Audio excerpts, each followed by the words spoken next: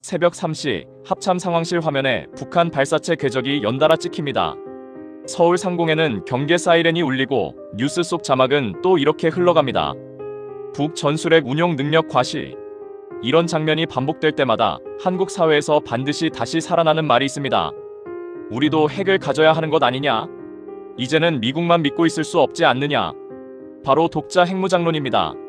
듣기에는 너무 단순하고 그래서 더 강력합니다. 상대가 핵을 가졌으면 우리도 핵을 가지면 되는 것 아니냐? 이 문장은 공포 앞에서 가장 빠르게 사람을 설득합니다. 하지만 국가 전략은 가장 빨리 떠오르는 답이 아니라 가장 무거운 책임을 견딜 수 있는 답이어야 합니다. 오늘은 그 질문을 끝까지 밀어붙여 보겠습니다. 독자 핵무장론, 현실 전략인가 아니면 위험한 포퓰리즘인가? 핵무장 외치는 정치인들, 진짜 책임질 수 있나? 먼저 인정할 건 인정해야 합니다. 이 논쟁이 괜히 커지는 게 아닙니다.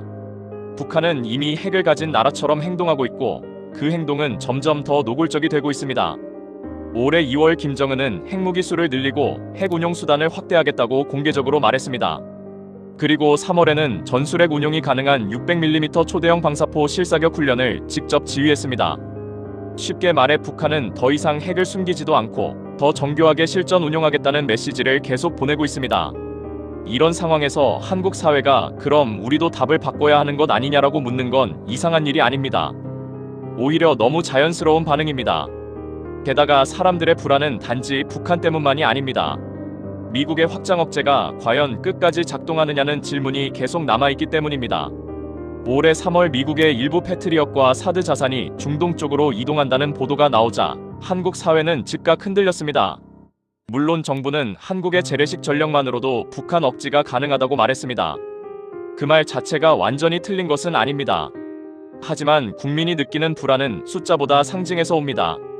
미국 자산이 빠져나간다는 소식은 곧 미국이 정말 끝까지 함께할까 하는 질문으로 이어집니다.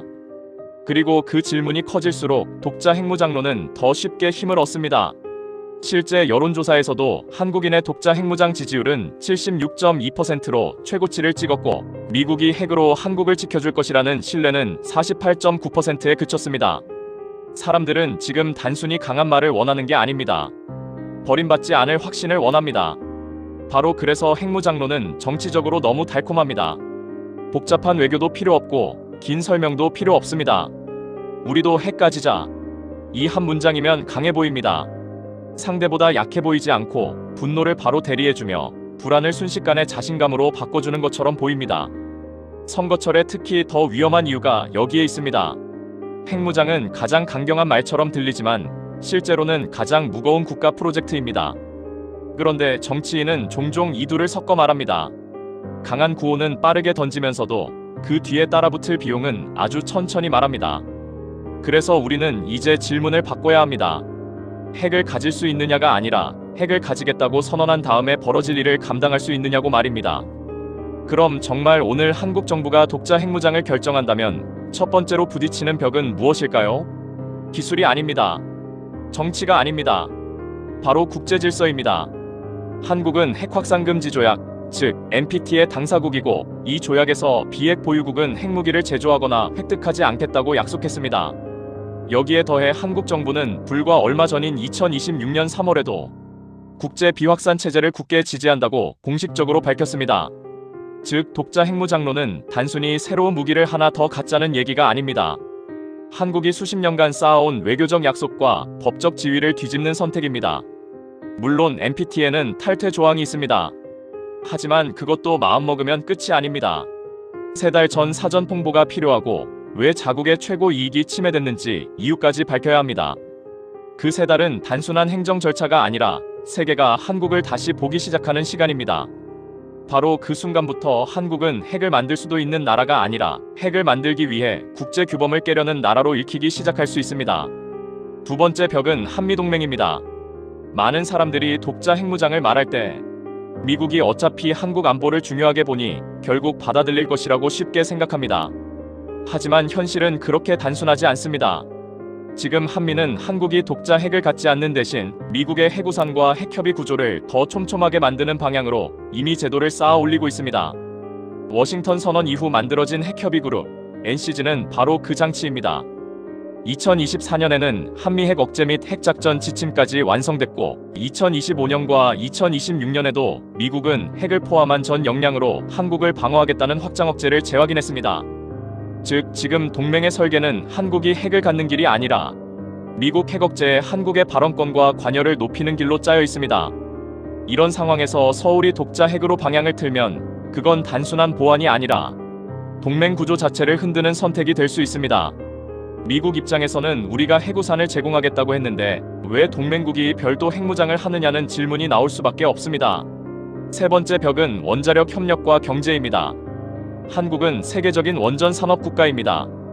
원전을 짓고 수출하고 연료와 기술, 부품과 협력을 국제 공급망 속에서 움직입니다. 그런데 이 체계의 핵심 조건이 바로 비확산 신뢰입니다.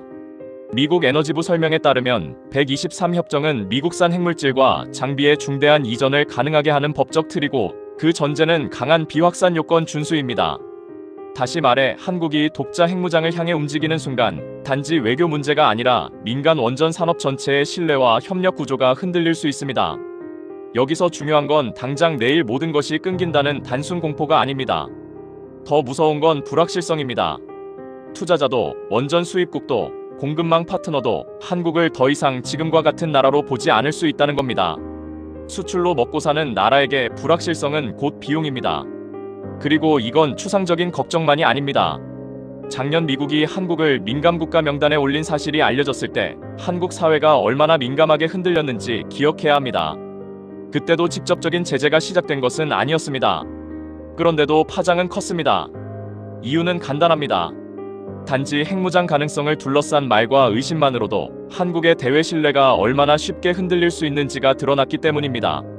실제로 그 과정에서 서울은 NPT를 준수하고 자체 핵무기를 추구하지 않겠다는 약속을 다시 강조해야 했습니다. 이 장면이 중요한 이유는 하나입니다. 핵무장은 완성품이 나오기 전부터 비용을 청구한다는 사실입니다. 아직 핵탄두를 만든 것도 아닌데 말만으로도 이미 외교적 비용이 움직이기 시작하는 겁니다. 그 다음 문제는 많은 정치인이 일부러 짧게 말하는 부분입니다. 핵은 만드는 것과 운용하는 것이 완전히 다른 문제라는 점입니다. 사람들은 흔히 한국 정도 기술이면 핵무기 하나쯤 금방 만들 수 있지 않느냐고 말합니다. 실제로 한국은 원전 기술과 산업 기반이 매우 강한 나라입니다. 그래서 기술적으로 완전히 불가능한 나라라고 보기도 어렵습니다. 하지만 국가 억지력은 핵폭탄 하나로 완성되지 않습니다. 핵탄두, 운반수단, 지휘통제체계, 조기경보, 생존성, 보복능력, 위기시 결심체계까지 다 갖춰져야 합니다. 더 무서운 건 그 과정 전체가 상대에게도 보인다는 점입니다. 한국이 핵무장을 준비하는 단계에 들어가면 북한은 가만히 기다려주지 않을 겁니다. 중국과 러시아도 움직일 것이고 일본 역시 안보 계산을 바꿀 수밖에 없습니다. 핵은 완성된 뒤만 위험한 게 아닙니다. 만들어지는 과정 자체가 가장 위험할 수 있습니다. 여기서 독자 핵무장론의 가장 큰 역설이 드러납니다. 핵을 가지면 안전해질 것처럼 말하지만 실제로는 핵을 향해 가는 과정에서 먼저 불안정해질 수 있다는 점입니다. 왜냐하면 상대는 한국이 완전한 핵보복 체계를 갖추기 전에 압박할 유인을 갖게 되기 때문입니다. 동맹은 흔들리고 주변국은 경계하고 북한은 도발 수위를 높일 수 있습니다. 정치인은 우리가 핵을 가지면 상대가 함부로 못한다고 말하지만 그건 핵무장이 이미 완성되고 안정적으로 운용된다는 가장 좋은 시나리오만 말할 때 가능한 이야기입니다. 현실은 그 이전 단계가 훨씬 더 험합니다. 한국처럼 수도권에 인구와 산업이 밀집된 나라에게 그 과도기의 불안정성은 단순한 외교 문제가 아니라 생존의 문제가 될 수 있습니다. 그렇다면 독자 핵무장론은 전부 허상일까요? 그렇게 말하면 또 절반만 맞습니다. 이 논쟁이 힘을 얻는 데는 분명 이유가 있습니다. 북한 핵은 더 커지고 있고 미국의 관심은 중동과 유럽, 중국 견제 사이에서 분산돼 보입니다. 한국 국민은 이미 정말 마지막 순간에 미국이 서울을 위해 자국 도시를 위험에 빠뜨릴까라는 냉혹한 질문을 하고 있습니다. 이 질문 자체는 결코 비이성적인 것이 아닙니다. 오히려 핵동맹을 가진 비핵 국가라면 당연히 해야 하는 질문입니다. 문제는 그 질문의 답을 너무 쉽게 그럼 우리도 핵으로 뛰어넘는 데 있습니다. 독자 핵무장은 강한 답처럼 들리지만 사실은 가장 비싼 답일 수 있습니다. 그리고 가장 비싼 답은 대개 가장 마지막에 검토해야 하는 답입니다. 그래서 지금 한국 정치가 진짜 해야 할 일은 핵무장 구호 경쟁이 아닙니다. 첫째, 북핵 억지력을 당장 어떻게 더 신뢰 가능하게 만들 것인지 설명해야 합니다. 한미 NCG를 어떻게 실질화할 것인지, 핵위기 시 한국의 관여 수준을 어떻게 더 높일 것인지, 재래식 전력과 미사일 방어, 잠수함, 전력, 정찰과 타격 능력을 어떻게 더 정교하게 묶을 것인지 구체적으로 말해야 합니다. 둘째, 국민이 왜 미국 확장 억제를 못 믿는지 그 심리를 정면으로 다뤄야 합니다. 그냥 믿어달라가 아니라 무엇이 바뀌었는지 보여줘야 합니다. 셋째, 핵무장을 말하는 정치인이라면 정확히 답해야 합니다. NPT 탈퇴 이후 어떤 제재와 외교 충격을 감수할 것인지, 한미동맹에 어떤 균열이 생겨도 감당할 것인지, 원전 수출과 첨단 산업 공급망의 비용을 어떻게 버틸 것인지, 그 다음에야 비로소 핵무장을 말할 자격이 있습니다. 결국 이 문제의 핵심은 가능하냐 불가능하냐가 아닙니다. 책임질 수 있느냐입니다. 독자 핵무장은 분명 현실의 공포에서 나온 주장입니다. 그래서 함부로 비웃을 수 없습니다. 하지만 바로 그렇기 때문에 더 엄격하게 따져야 합니다. 진짜 전략은 불안을 이용해 표를 얻는 것이 아니라 불안을 견딜 수 있는 질서를 만드는 것입니다. 핵무장 외치는 정치인들, 진짜 책임질 수 있나? 저는 이 질문 앞에서 답이 모호해지는 순간 그 주장은 전략이 아니라 포퓰리즘에 더 가까워진다고 봅니다. 핵은 가장 강한 무기이기 전에 가장 무거운 선택입니다. 그 무게를 끝까지 짊어질 계획 없이 던지는 핵무장론은 국민을 안심시키는 말이 아니라 더 큰 불안을 예고하는 말일 수 있습니다.